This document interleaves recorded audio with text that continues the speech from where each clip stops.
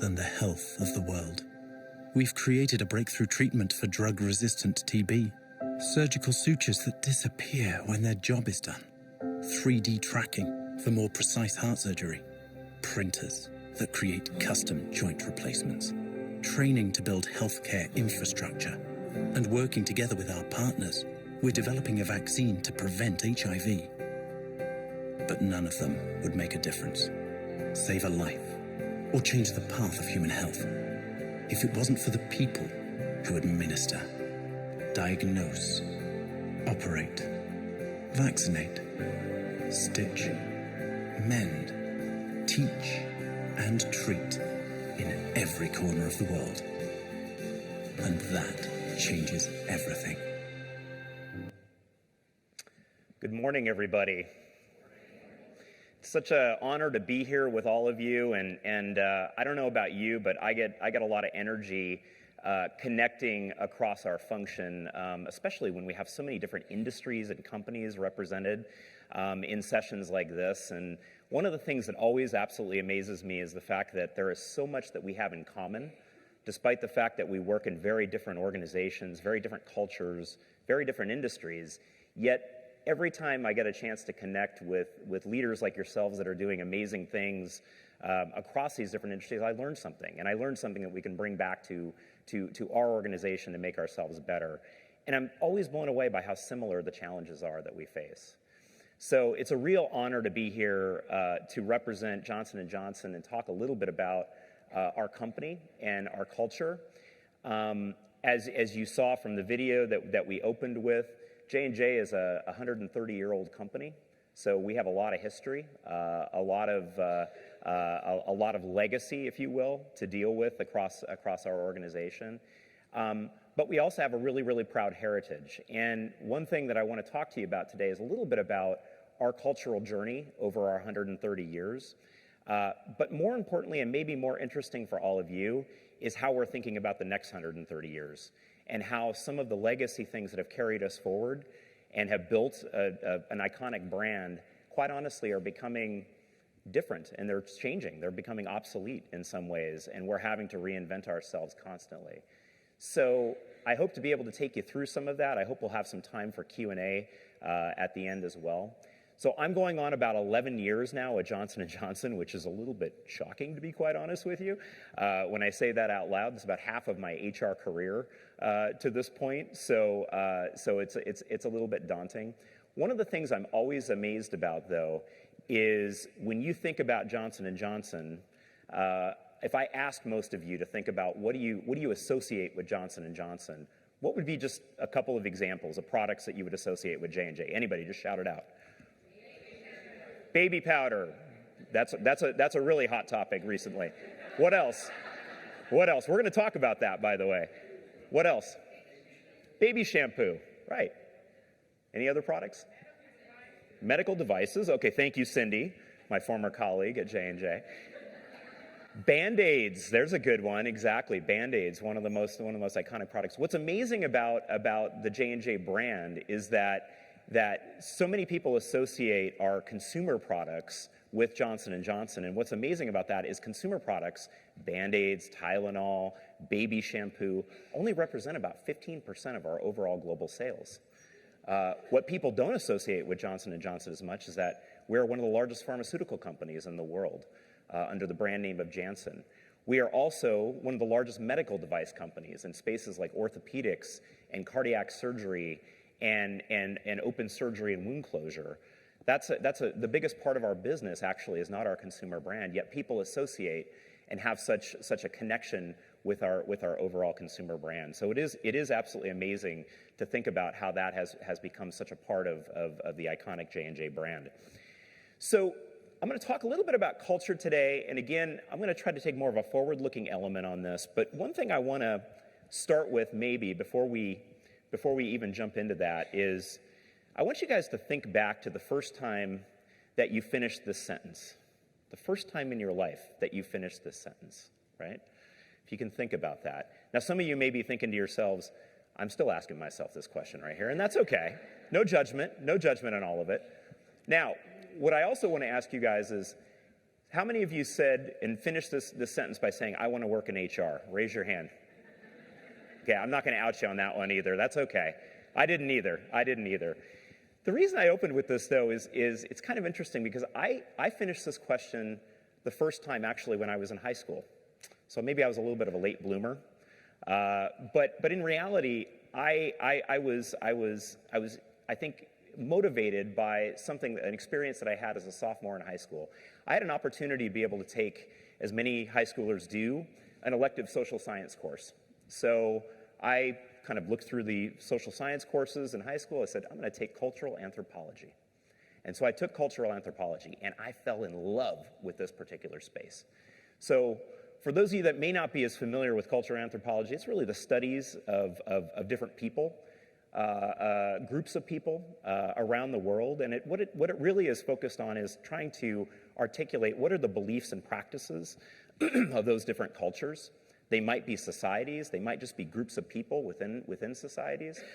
And so the cultural anthropologist is really interested not just in how those beliefs and practices are exercised in those cultures, but the processes by which they happen, something that anthropologists will refer to as enculturation and socialization, the way that these types of practices get created and how they get expressed in those different groups.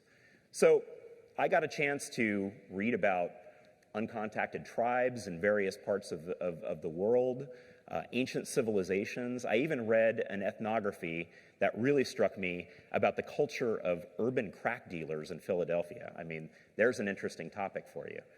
And so one day I came home and I was having dinner with my parents, and I expressed to them that I was going to be a cultural anthropologist when I grew up, that I wanted to study, ancient tribes and long-lost civilizations, and maybe even urban crack dealers. And of course, you can imagine over dinner the side eyes that were happening between my parents. Now, what I would say 30 years later is that I stand in front of you today, and that's exactly what I'm doing. I'm not doing it in far reaches of the world. I'm not doing it in certainly in urban settings. I'm doing it inside of corporations. And today I'm doing it inside of Johnson & Johnson.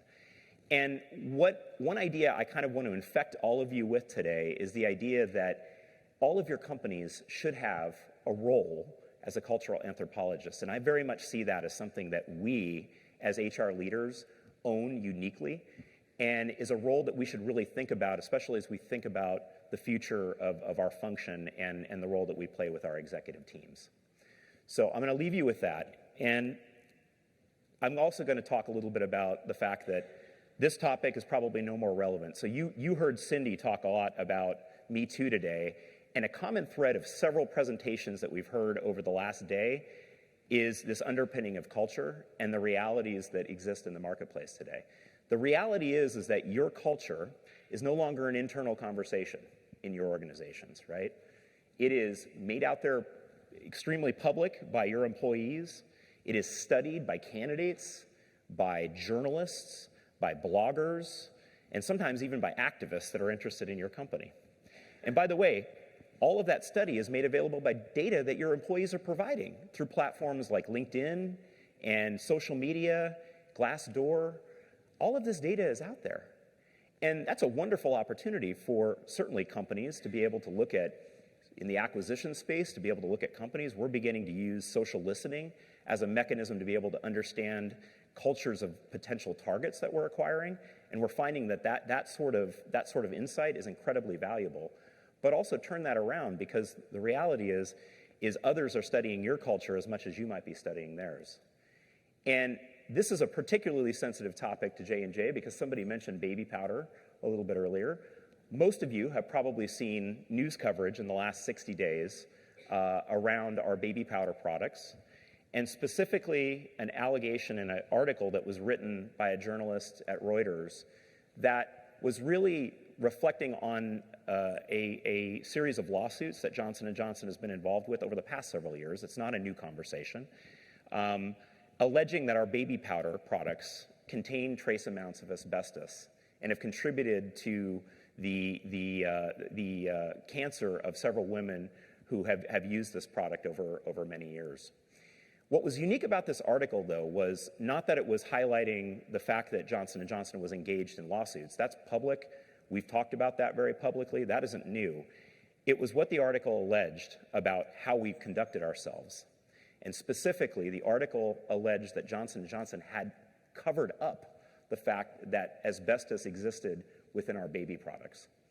And the journalist that wrote the article wrote this without necessarily any input from Johnson & Johnson, strictly from the point of view of plaintiffs' attorneys and victims that are in the legal process right now.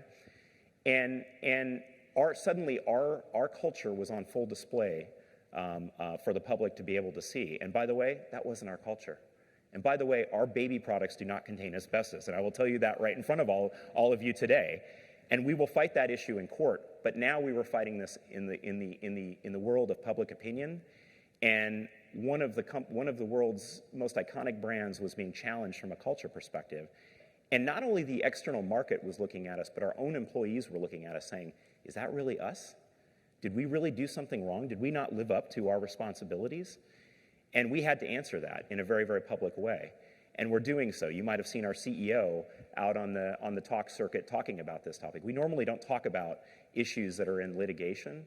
In this case, we didn't have a choice, and we had to go public, and we had to make our point of view known on all of that. But my point in sharing all of this is that sort of situation is real. And in Johnson & Johnson's case, in a week after that article, $30 billion of our market capitalization was wiped out. Not necessarily because people were concerned about the lawsuits, but because investors were reflecting on the fact that if that is possible, if Johnson & Johnson has a culture that is covering up these types of issues inside of an organization, what else is there? What other types of risks are there, right? And that is directly attributable to a culture that Johnson & Johnson has, and something that we ultimately have to project to the external market. So we've had a very, very interesting example of that just in the last 60 days. Now, investors are obviously looking at your culture as well, because just like the investors that were looking at Johnson & Johnson and making a decision to sell, investors also know that the decisions that happen inside of your organizations are directly attributable to your culture, which is all the more reason why this is a particular topic that all of you as senior HR leaders need to be paying particular attention to in today's day and age. So look, we have a number of beliefs about culture. Johnson & Johnson, as I mentioned, is a 130-year-old company. We've had a market share that is pretty enviable. We've had a market cap. Actually, we're one of the 5 largest companies in the world by market capitalization. What's interesting about that is we are the only industrial in the top 5. The other 4 companies are actually all tech companies. And more today, we identify more as a technology company ourselves, which is a big shift. But our beliefs and our practices inside of J&J are all grounded in the idea that purpose drives everything. And I think we've heard that very consistently through many speakers. We heard it yesterday from Ralph Lauren. We've heard it from many other speakers throughout the couple of days that we've been together here. And ultimately, we believe that the intersection of purpose, strategy, and culture is ultimately the place where reputation and performance of an organization is actually derived from. And look, Johnson & Johnson was a startup at one point. We were founded actually in 1886, and we were incorporated in 1886. And the amazing part about that was we were actually inspired by an entrepreneur who thought about something very, very different in terms of surgery. You see, in 1886, surgical procedures were not a very pleasant experience. Not that they are today, but think about 70% of surgery resulting in mortality, right? In 1886, the understanding of infection and post-surgical infection, and the understanding of sepsis during surgery wasn't a commonly understood practice. Doctors would walk into surgery literally wearing frock coats that were actually covered in the blood of other patients. You'd say, well, that's ridiculous. Why would they do that? Well, because obviously if they've got the blood of other patients on their coat, you know they're an experienced surgeon. That's someone you want working on you. That's somebody that knows surgery extremely well, right? And our three founders actually were at the World's Fair 10 years earlier in 1876 and saw a presentation from a British physician by the name of Dr. Joseph Lister. And Dr. Lister was speaking to a large group of preeminent surgeons in Philadelphia at that time, talking about this concept of aseptic surgery, and that perhaps we could improve patient outcomes by making surgery safer and cleaner, ultimately. And what was interesting about that was, and what caught the attention of some of our founders, was the fact that most of the surgeons there laughed at this idea, thought that Joseph Lister was completely off his rocker, that this is a ridiculous idea. In fact, when Dr. Lister actually had the audacity to suggest that surgeons wash their hands prior to operating on patients, a preeminent surgeon stood up and said, "Sir, surgeons are gentlemen, and a gentleman's hands are always clean." That was the response to this. Well, this put an idea in some of our founders' heads about what we could be doing to be able to bring maybe new thinking to the surgical space. And that was the foundation of Johnson & Johnson in the wound dressing and wound closure space in 1886. We started with less than 50 employees in New Jersey, and we've now grown to 140,000 employees and about $70 billion in sales. And all throughout that, this idea of grounding in purpose and the intersection of strategy and culture has been a big component of that. Now, fast forward to 2017. So we're a publicly traded company. We have a board of directors, just like most companies do. And we go through a strat planning process about every 2 years. It's part of our normal business rhythm where we refresh our strat planning, goes through a significant amount of internal review, and then we bring it to the board of directors. And what was interesting was the board of directors in 2017 threw us a curveball because they were asking us a different question than maybe the one that we were going to answer for them initially. What they asked us to do was they said, okay, bring in your strat plans. We want to see how your businesses are going to do, what types of technologies are going to be the next generation. We want to see all of that. But we also want you guys to do a little bit of a research study. And they told our CEO, we want you to come in and tell us how you're going to stay relevant over the next 130 years. What needs to change in Johnson & Johnson? How do you learn from companies, once great companies, that now are no longer great, are being delisted from stock exchanges? How do you learn from technology and how it's disrupting the healthcare space? How do you learn from the examples of other organizations? Do a little bit of research and come in and tell us what you think Johnson & Johnson's weak underbelly is in this. Now, I think most of our executive committee kind of walked away from that going, wow, that's a different type of question. My reaction to that was a little bit different. I said, now that's a board that's actively engaged in asking the right types of questions to push us forward in terms of our thinking. So we could probably sit here in 5 minutes and brainstorm, things that cause great companies to go awry. We could probably do that in a matter of 5 minutes, just brainstorming it here in the room. So we did something very similar inside of our senior leadership ranks. And of course, one of the topics among many was the idea that culture has to stay relevant inside of the company.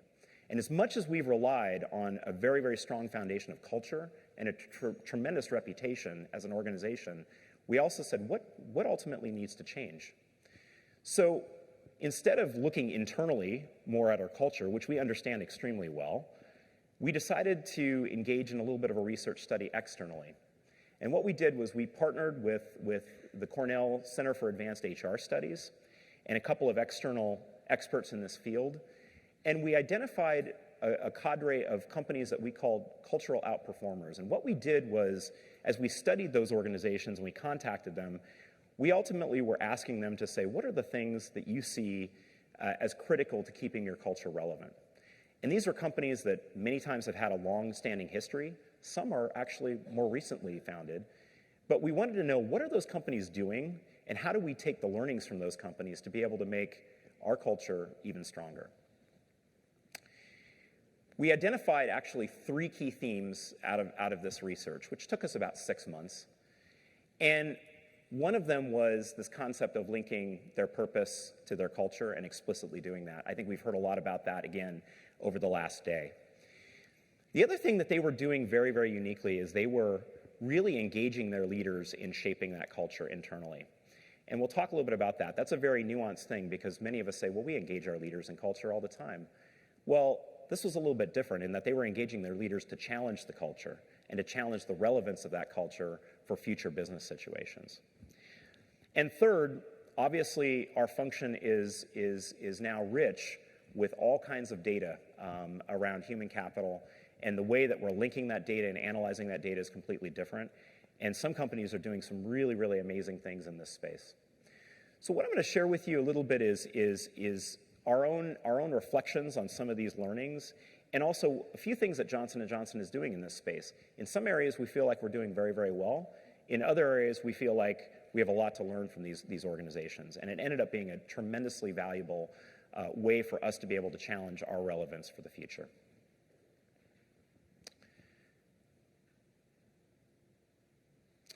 So I want to talk about purpose first, because this is an area where Johnson & Johnson has a pretty rich legacy.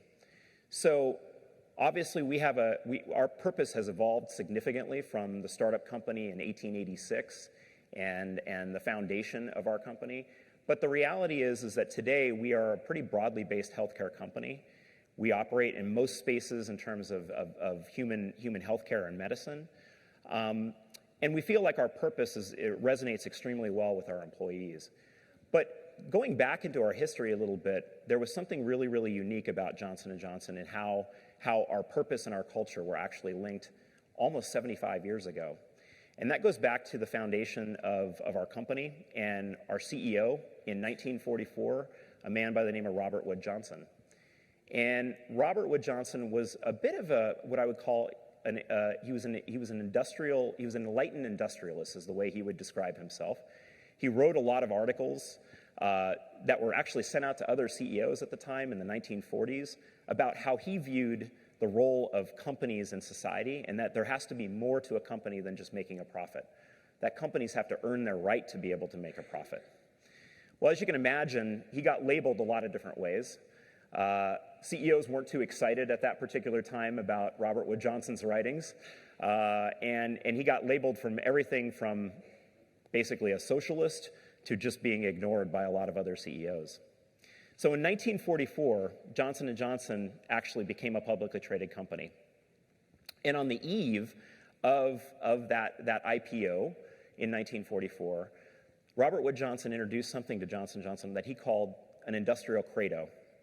And what he was trying to do at that particular moment was he was worried about the idea of the company going public and losing the culture that he had built over the last several years, and the idea that the company would get caught into short-termism, into greed, into putting profits over the right thing to do. So he wrote a document that outlined responsibilities to different stakeholders, and he presented it to the board of directors on the day that the company was actually going public. And what that document really outlined was 4 key stakeholder groups in rank order. The first stakeholder group being our customers, the patients, the mothers and fathers, the doctors and nurses that use our product, that all of our products have to be of high quality and that they are the most important stakeholder in the eyes of the company.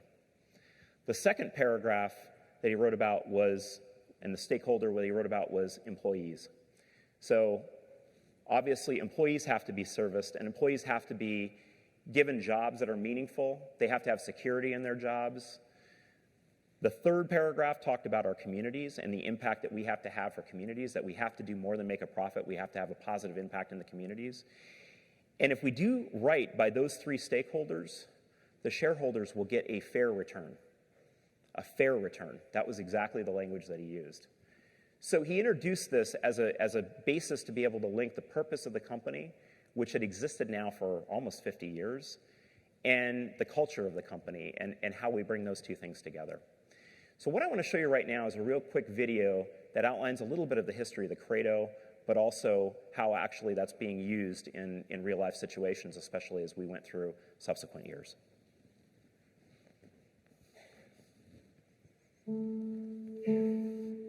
We see the world differently. We've always seen the world differently. When Robert Wood Johnson writes our credo in 1943, He is answering important questions about the role of a company in society, and specifically, Johnson & Johnson's purpose. How can a company serve its customers, employees, and community and still satisfy stockholders? How do you make a profit when you behave like profit isn't the most important thing? Johnson introduces our credo as the company is planning to go public. He wants to establish a strong culture that protects the organization from the temptation of greed and the folly of short-sightedness. Despite constant change in the business scene, this philosophy helps us to find better answers for the problems of the day, ours and yours. Our credo helps the company grow, enter new markets, and invent new products. Good evening. This is the CBS Evening News. Dan Rather reporting. A bizarre and terrifying story today in the Chicago suburbs of Arlington Heights and Elk Grove Village. Our credo is clear: when things do not go right, we must respond. Johnson & Johnson will no longer manufacture or sell any capsule products made directly available to the consumer. There wasn't anything else I could have done. Every person who worked for Johnson & Johnson in the world was watching the poisonings. I mean, the very soul of the corporation was watching us. If you look back, we didn't make any bad decisions. Really, we really didn't. Those thousands of decisions all had a splendid consistency about them, and that was that the public was going to be served first. The credo ran that. As life changes, our credo evolves to address equal opportunity, fair compensation, and the protection of our environment and natural resources. A clear focus is put on new ideas and innovation. The word fathers is added to the first paragraph to reflect changing roles. Our credo says we must be mindful of ways to help our employees fulfill their family responsibilities. Our credo expects Johnson & Johnson to build upon these principles as the world brings new challenges. One of the things that I find most interesting is this, what I would call and concept that's embedded in the credo.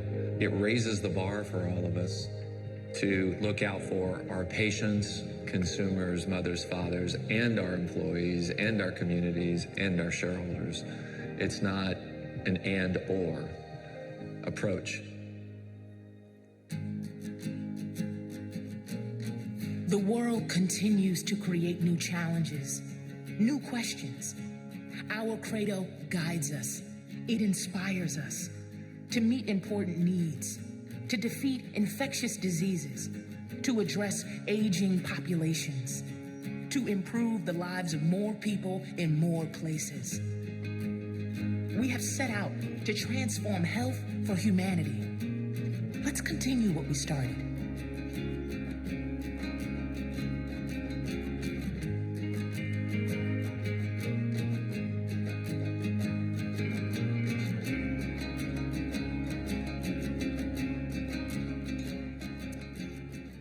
So it's pretty amazing that a 75-year-old document like the Credo can have still such a big impact in terms of decision-making inside of the company.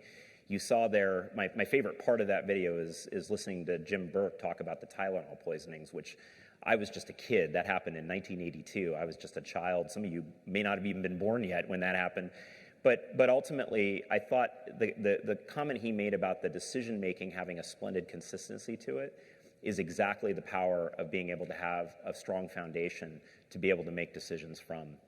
So our Credo is now 75 years old, which is amazing. We just celebrated the 75th anniversary of the Credo and the introduction of that in December of this year. And at no time has it been more relevant for our organization. So as we stepped back and looked at the work we were doing with Cornell and studying external companies, we felt pretty good about the link between purpose and our culture. But we also recognized that there is a constant change that's needing to occur in terms of relevance of our Credo. And this was something that we actually took away in terms of best practices around some of these cultural outperformers and how they were challenging not the existing culture of their organizations, but the relevance of the culture for future generations and for different business situations. So we learned from a couple of other companies in terms of how they go about doing this. And what was unique about that is Johnson & Johnson, like probably many of your companies, runs all sorts of different engagement surveys. We run something we call the CHRO survey, which is a way for us to be able to gauge how people are feeling about the culture. What we weren't necessarily doing, though, is we weren't always necessarily challenging the relevance of the CHRO and the relevance of our culture for future business scenarios, right? What's the implication of digital in healthcare? What's the implication of workforces that look a lot different than the one that we have today? And how do we make sure that we're constantly relevant? Cultural outperformers were doing much more work around challenging that culture and shaping that culture rather than trying to build into the established culture. Now, I find that this concept of having conversations with senior leaders about culture, especially something so intangible, is a lot of times very, very difficult. These cultural outperformers were doing an amazing job of bringing design thinking into those conversations, making what ultimately is a right brain conversation feel a little bit more left brain by bringing in more data around that, but also challenging, again, the relevance of future business scenarios to the culture that they currently have. So at Johnson & Johnson, we started an initiative that we called True North last year. True North was a reimagination and a way for us to be able to step back and say, as we think about the next 130 years of our company, what ultimately needs to change in terms of our culture? We got a lot of great feedback. We got feedback about our culture not necessarily feeling particularly inclusive. We got feedback about the fact that we need to be more active in terms of providing access to healthcare for underserved populations around the world. And that was a responsibility of ours. And maybe we needed to rethink our role in all of that rather than just as a products company. We've got a lot of tremendous feedback in terms of that. And actually in December, we actually made changes to the CHRO for the first time in about 40 years, which was pretty amazing. We actually changed the words of the CHRO and we introduced that to our population as a way to make sure that we're continuing to stay relevant.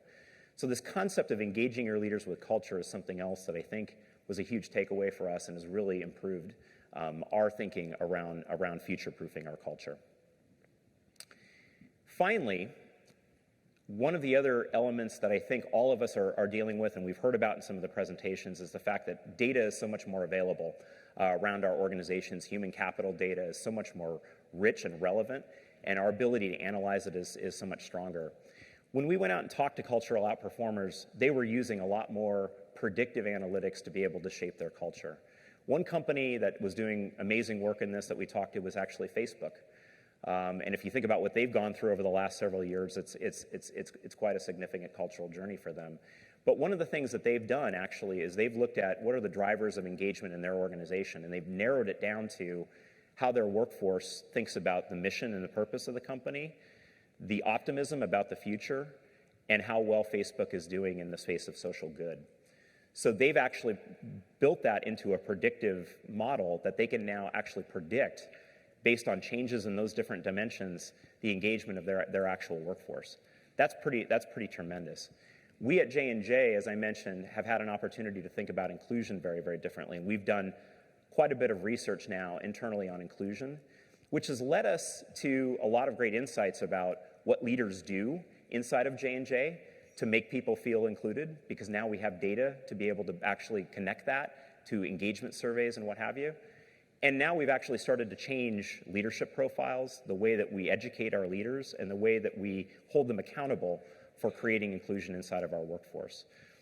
Companies are doing this all over the place, but I would say the ability to be able to shape cultures using data has never been greater, and it's something that a lot of these cultural outperformers are doing. I would say we are still at the early stages of that compared with a few other companies that we benchmarked as well. So look, I have talked a lot about J&J's culture. I've shared a little bit about some of our research, which I'd be happy to talk to you offline about as well. But a couple of key takeaways maybe to pack in your suitcase, hopefully, and take back with you. Number one is this concept of the cultural anthropologist. Again, I think that is a role that all of us as chief HR officers and senior HR leaders really need to embrace and think about in terms of our role, especially in the 21st century in the world that we live in. This concept of explicitly linking purpose and culture, and again, we've heard a lot of great examples, I think, over the last day, and I'm sure we'll hear more today around how companies are doing that.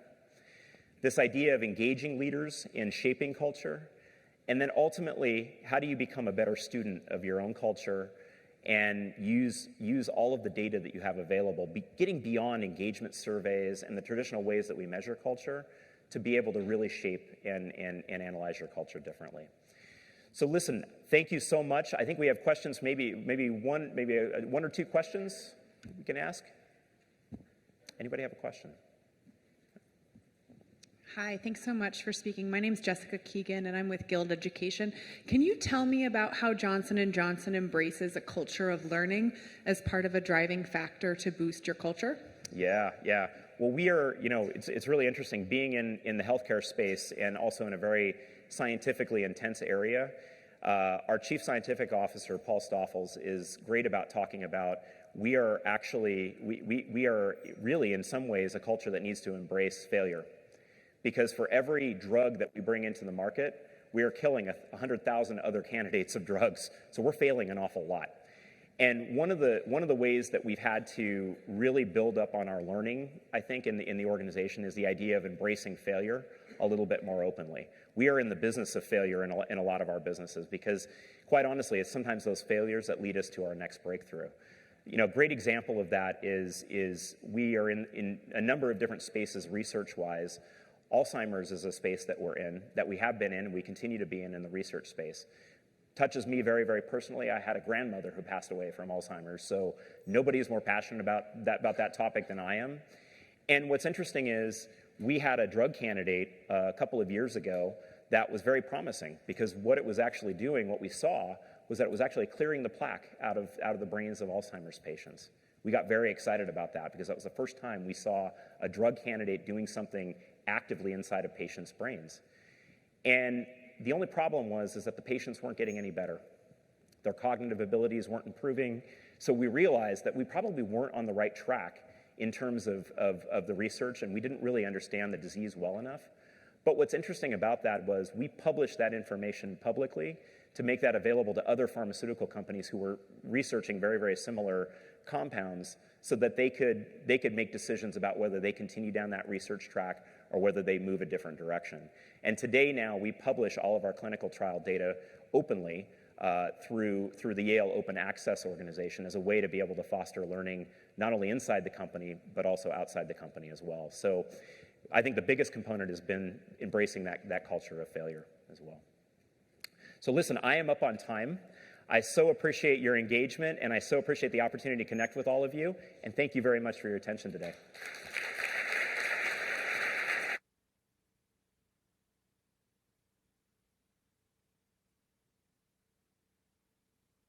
That was great.